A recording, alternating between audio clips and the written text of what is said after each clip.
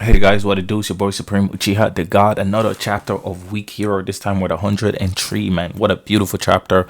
Like, guys, I think Week Hero is honestly just phenomenal right now. Probably one of my favorite webtoons right now. I'm also reading Control Z, and I know there's this sniper one. I can't remember scope, quick scope.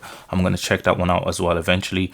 But yeah, I'm just looking for more content, and I know you guys have suggested a bunch of stuff, and I did not forget those. I will eventually get onto all of them as soon as I can. It's just there's a lot to read, and I have other stuff to do outside of reading webtoons. You know what I'm saying? I gotta make music, do videos, do scripts, edit, mix, master, all that shit. So if I'm a little slow, just give me some time. And also, I did not forget about that webtoon essay.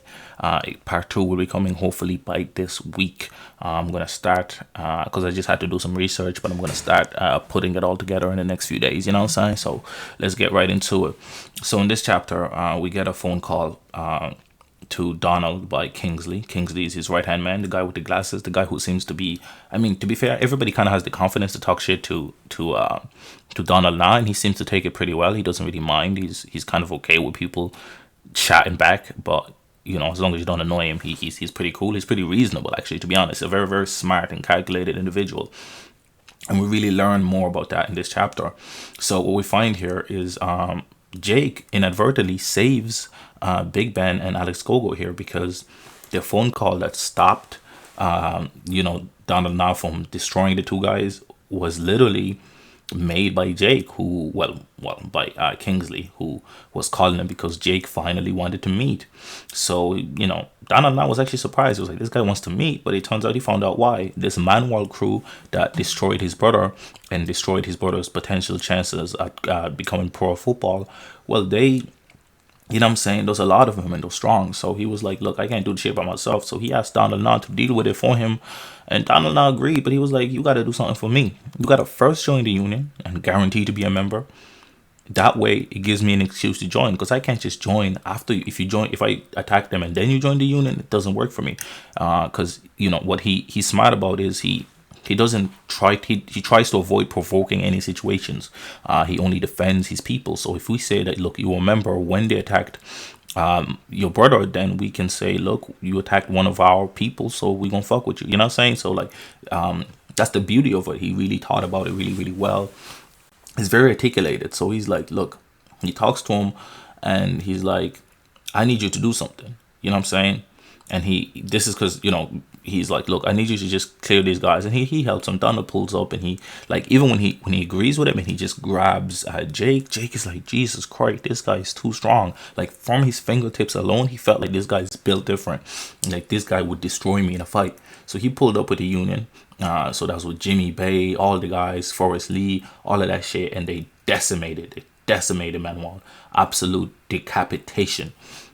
And then they left the leader of Manoir, and was like, look, boom, there you go, Jake, as promised.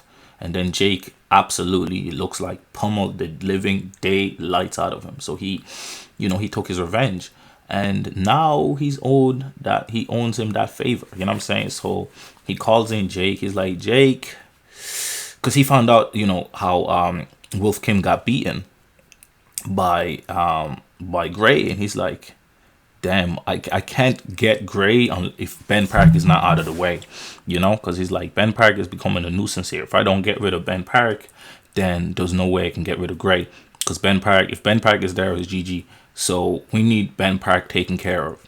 And he's like, my current strongest card is Jake. And he's like, Jake, there's only a few people that can beat Wolf Kim, and Jake is one of them. But he was like, it wasn't even Ben Park that beat Wolf Kim, which he was surprised. It was some other guy. He's like, okay, this is crazy. So we need to get rid of Big Ben so that we can get rid of Gray later. And he's like, Jake, I need you to do it. You know what I'm saying? Because he feels like Jake is the strongest member he has. And he's sending him to Big Ben Park. He's like, we need you to get rid of Big Ben by any means. And he's like, in his head, he's like, I even got a plan B if he fails. If he flops to get rid of Big Ben, I got somebody else that might be able to take care of the business. So he's always like strategizing. He's always a few levels ahead. He's always a few chess moves ahead. He's also talking to another school, another teacher, another principal, trying to get them to join his union and do the deal, which is basically like a clothing line thing that they do. Yeah, they essentially launder money, but they funnel it through the union so that they're kept at a distance from it. You know what I'm saying? And then the union recoups profits, small profits, and then the books is just always looks like, just a little bit over embellished, if you may.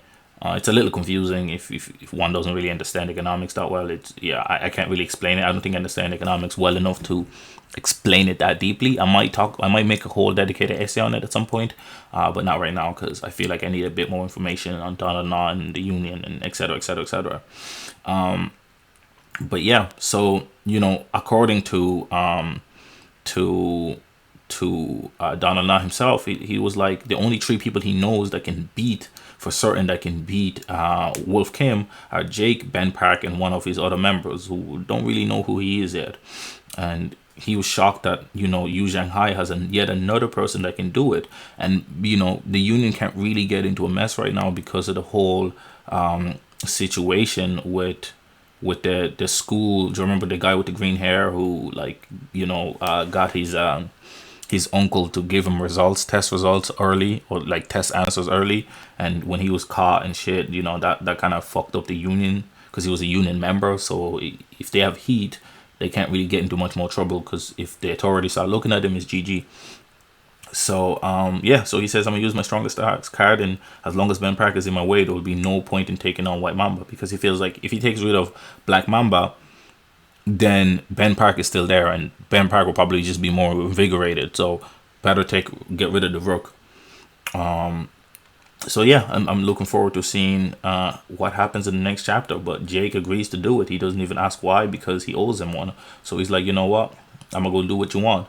And he's rocking some Givenchy, and he looks like a beast. Like one of the reasons he's probably ranked lower than Wolf Kim is because he doesn't really fight. He doesn't look like he likes fighting that much.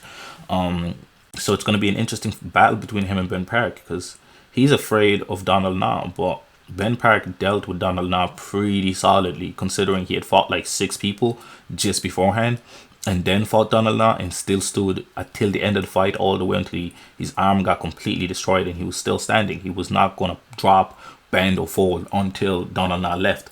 I feel like a fully energized Ben Park might have gave Donald Na way more trouble back then.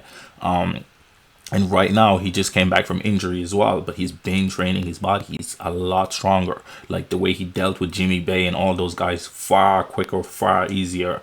And like the more annoyed he got, the quicker he seemed to deal with these guys. Because even first, he didn't really want to fight Jimmy. And then at some point, he was just annoyed. He was like, okay, it's over. He just grabbed them, punched them, dropped them. Forrest Lee, same shit. He's been taking out everybody. And obviously, Gray then took out Wolf. So it's looking kind of interesting and intriguing here. But yeah, what do you guys think of the chapter? Leave a comment, like, subscribe, all that gang shit. It's been your boy Supreme the God. We're trying to hit 600. So please subscribe. And we're trying to get this watch hours up and all that shit. You know what I'm saying? I'm out.